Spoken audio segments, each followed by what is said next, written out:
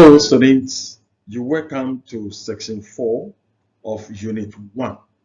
And what we have here is empathy and sympathy, which is under definitional issues and ethics in counseling.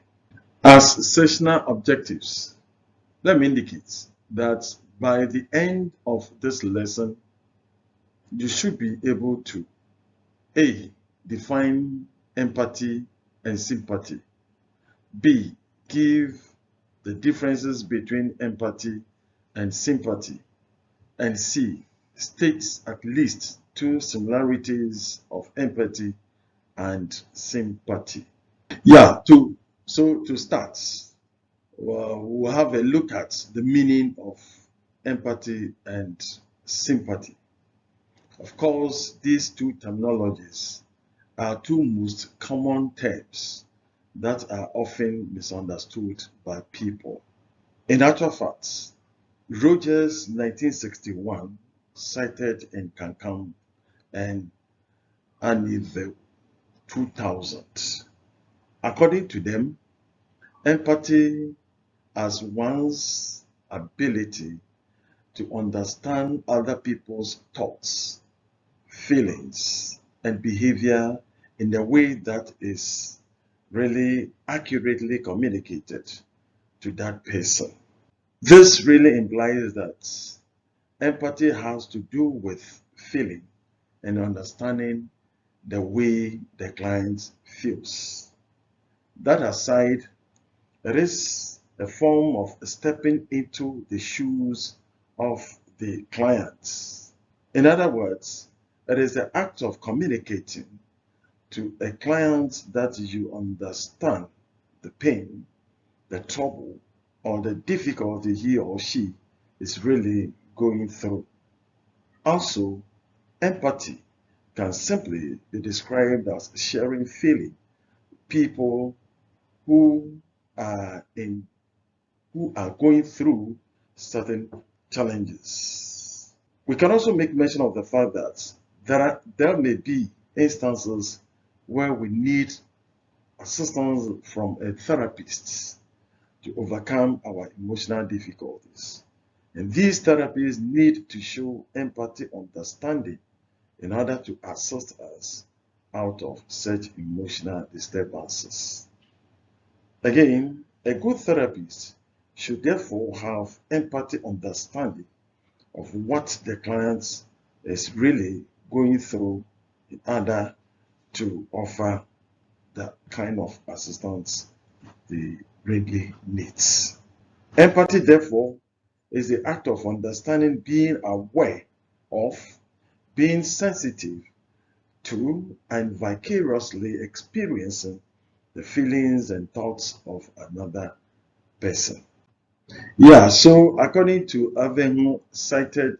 Hughes 1996 cited in Cancun, counselors are supposed to possess certain skills and qualities that would actually assist them to show empathy.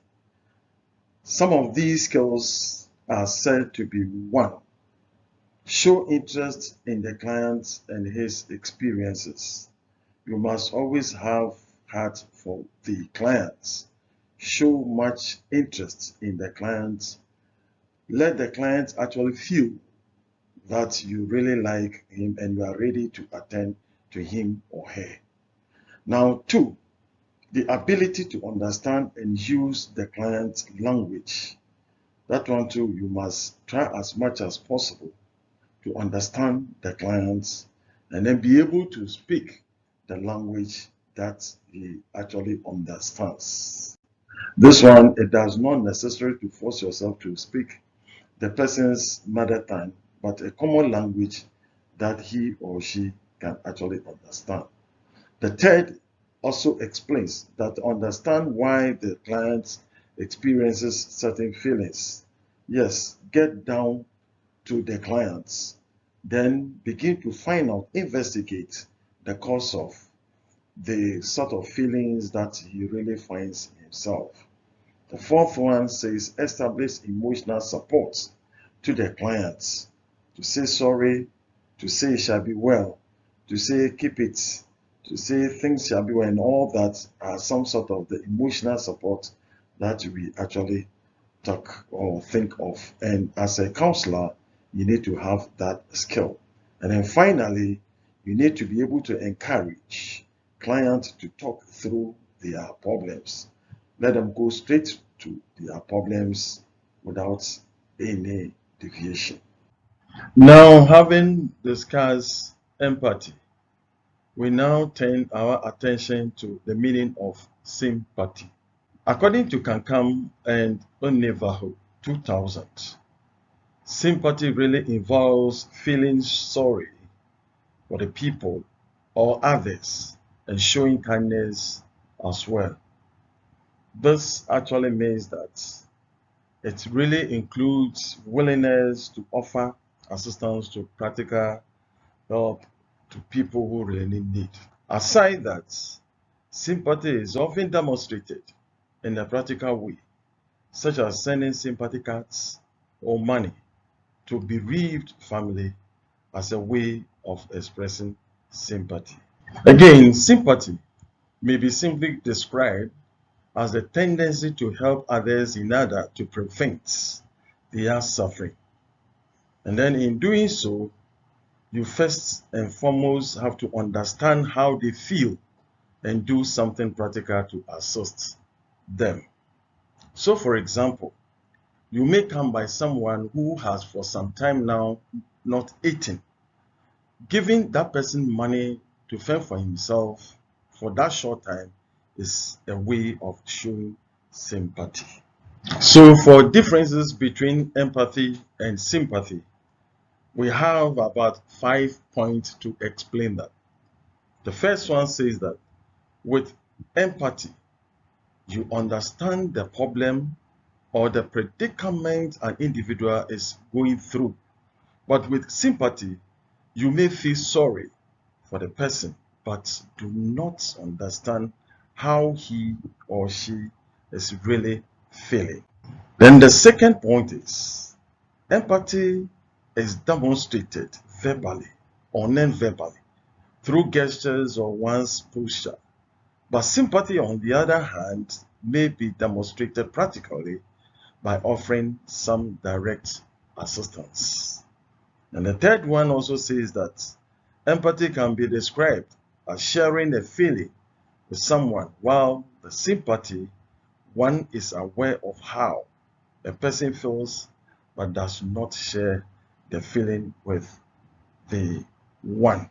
And then the fourth one, sympathy, tends to be superficial and fairly easy to demonstrate. But in the case of empathy, one has to require or acquire effort and then genuine desire to understand. And then finally, whilst empathy is concerned itself with assisting people to handle certain situations or finding permanent solutions to problems, sympathy is not like that. In its case, it only provides practical assistance that may not permanently eradicate certain emotional disturbances. Now, similarities between empathy and sympathy. Of course, both of them are acts of feeling.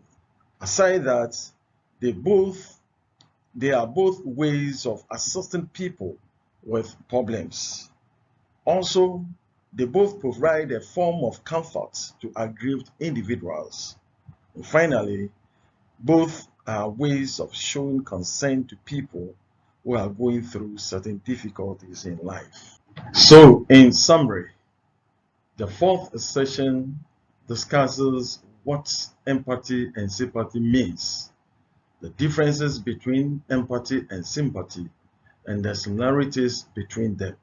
So this means that now that we have become so much aware of the differences, we must always be very much mindful when we are using these two terminologies. Thank you.